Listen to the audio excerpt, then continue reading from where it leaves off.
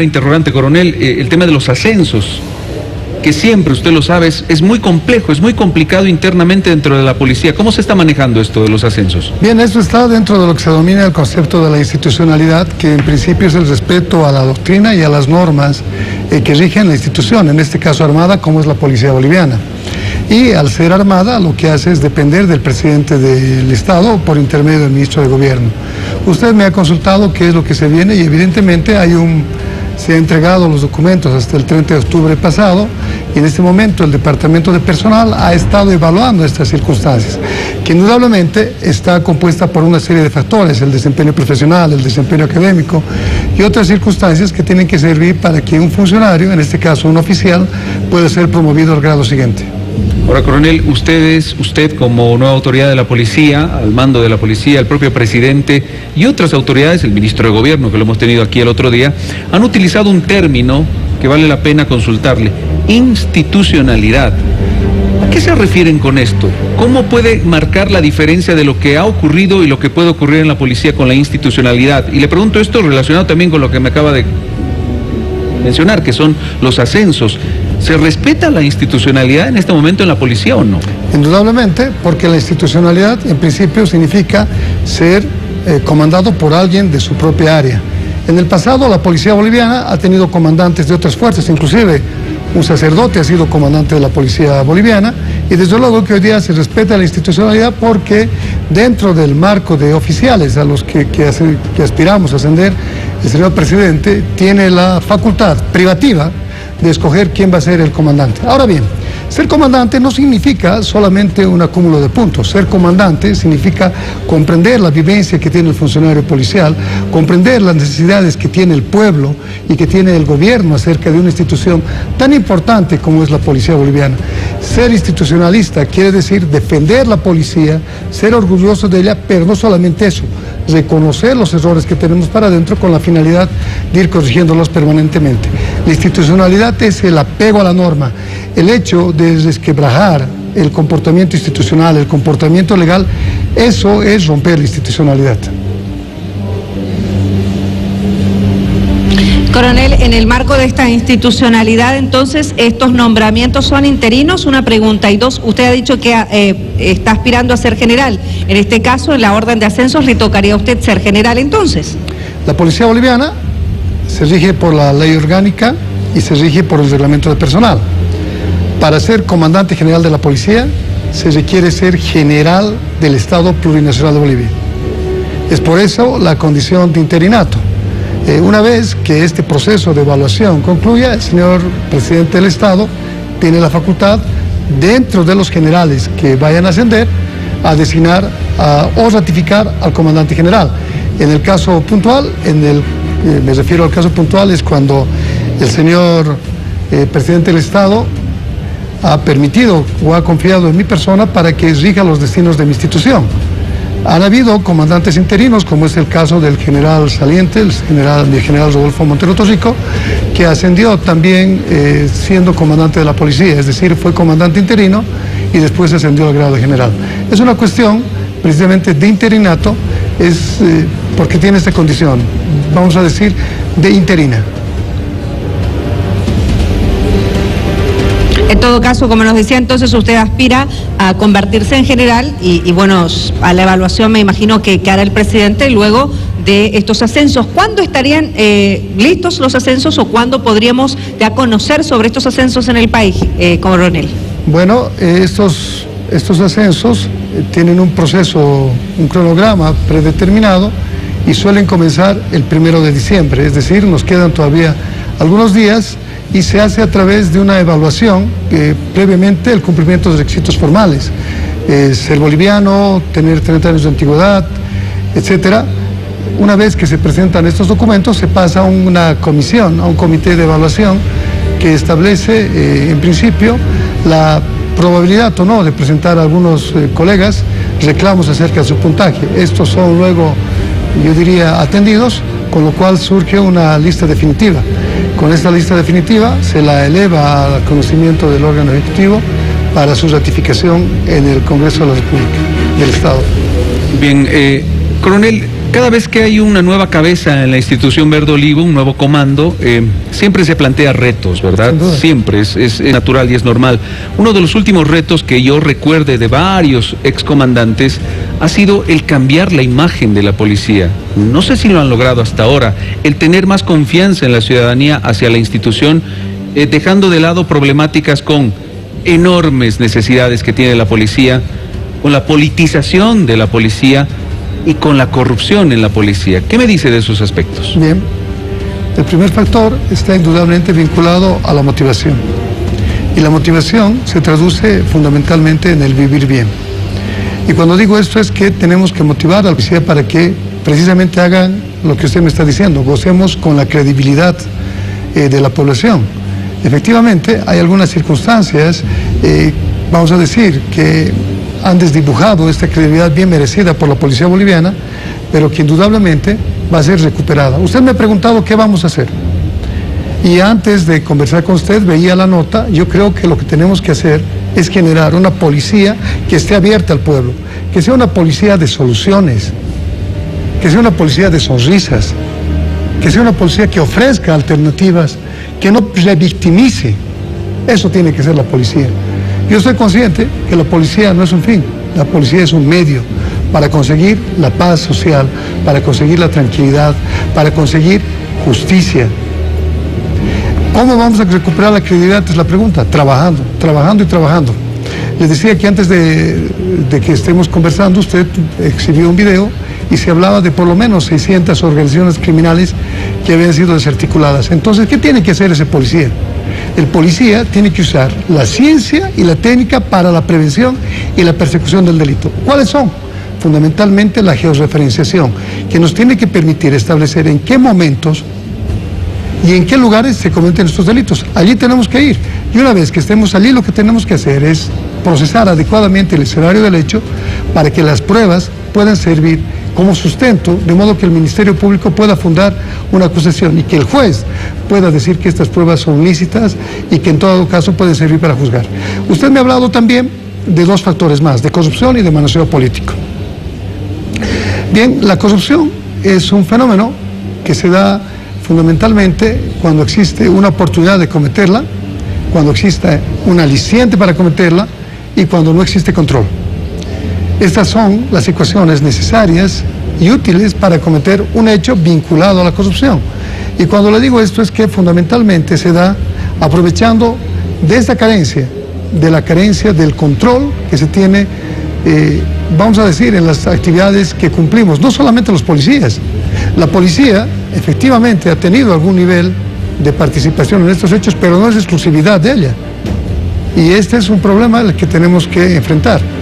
Usted me ha hablado, ¿y cómo lo vamos a hacer? Con control, más control, control, control, control y control. Desde el cumplimiento de las metas y desde luego, evitando que los trámites sean morosos, que los trámites sean burocráticos, que podamos informatizar las gestiones que la policía boliviana realice, traducidas fundamentalmente en la transparencia. En cuanto al aspecto político. Bien, efectivamente, la policía boliviana, por precepto constitucional, está impedida de ejercitar reclamos que violen la norma. Es decir, la policía como institución no delibera ni interviene en política. Pero la propia Constitución coloca una salvedad. Los miembros de la policía boliviana pueden utilizar sus derechos civiles y políticos de forma particular. La influencia que han ejercido los estamentos políticos, de alguna manera han impedido que la policía se haya podido desarrollar de una mejor manera. Pero ¿qué tenemos que hacer? Lo que tenemos que hacer es precisamente de estas necesidades de las que usted hablaba, es conjuncionar las necesidades que tiene la policía para fortalecer a las instituciones y a las autoridades democráticamente elegidas. Estoy certero de que si nosotros, no solamente trabajando dentro del marco del cumplimiento de la norma, no solamente trabajando con voluntariedad, sino satisfaciendo las necesidades de las que usted muy bien hablaba, vamos a poder servir mejor a la población. Yo le decía que la policía no es un fin, es un medio. El ser policía es un apostolado, el apostolado es un servicio. No va a ser oportuna, sino también, insisto, transparente. Cecilia. Coronel, ¿hay unidad en este momento en la policía? La policía boliviana es una entidad cohesionada. Y digo cohesionada porque si bien tenemos actividades que de alguna manera diversifican la forma de actuar del funcionario policial, tiene como característica fundamental el mando único y la indivisibilidad de sus funciones. Entonces, yo estoy certero de que la policía boliviana está unida, y si no lo está, vamos a trabajar para que lo esté. ¿Y cómo vamos a hacer eso? Bueno, primero, generando políticas que permitan que el funcionario policial sienta orgullo de ser policía, sienta un compromiso consigo mismo, que sepa que su labor es valorada y que al ser su función laborada, él es valorado. Hace algunos días yo hacía comentarios de que efectivamente habíamos sido vilipendiados, maltratados. Nos decían que no teníamos que tener un traje de marciano para atender el coronavirus. Un policía es, al igual que usted o Juan Carlos, un ser humano. Un ser humano que está dotado de condiciones físicas, vamos a llamar biológicas, sociales, y por tanto forma parte del contexto, forma parte del contorno. La policía boliviana, estoy seguro, que está cohesionada y lo está en base al apego a la Constitución, que entiéndase, al ser unida, es que existe un mando único, funciones indisolubles, yo diría ineludibles, que tiene que cumplirla como un miembro, como un estamento, no solamente fundamental, sino necesario del Estado. Coronel, en este sentido, mientras dure obviamente este periodo de tiempo, usted como comandante nacional, o si es ratificado efectivamente a partir de la orden de ascensos, ¿habrá cambios en los comandos departamentales? Bueno, se tiene que someter a una evaluación. Mi política siempre ha sido que lo que está bien tiene que seguir. Sin embargo, tendremos que someternos a una evaluación, insisto, que permite establecer la pertinencia y la idoneidad de quienes están ocupando los cargos a los que usted hace referencia. ¿Y esto será con carácter inmediato, coronel, o esperará un tiempo? El tiempo que requiera este análisis, ¿no es cierto? De cualquier manera, estoy seguro, como lo he dicho siempre, que un hombre tiene que trabajar con lo que tiene. Y lo que tenemos es fundamentalmente voluntad y compromiso. Y en cuanto al talento humano, estoy certero de que son personas, hombres y mujeres, no solamente capacitadas, sino también con un fuerte y serio compromiso de servicio a su población. Ahora, dejando de filosofar, yo estoy seguro que los hechos van a permitir demostrar la idoneidad del mando y la cohesión que se traduce en el prestar servicios más y mejores. Bien, estamos conversando con el coronel Johnny Aguilera, nuevo comandante general de la policía.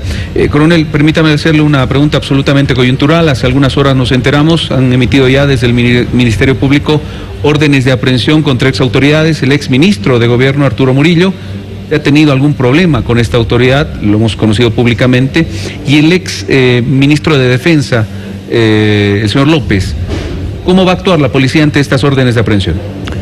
Bien, entendiendo que estas autoridades, estas exautoridades se han salido de nuestras fronteras, lo que corresponde a la policía, como en cualquier caso de investigación normal, es cruzar la información que permite establecer su paradero. Con esta información la pondremos en conocimiento del Ministerio Público para que ante las entidades pertinentes, es decir, el órgano jurisdiccional, tramite los exhortos necesarios para conseguir su repatriación. La pregunta era, ¿qué es lo que va a hacer la policía? Bueno, la policía lo que tiene que hacer, por mandato constitucional, es cumplir la ley. ¿Y cómo es que se procede a una aprehensión? ¿O cuáles son las razones para proceder a una aprehensión?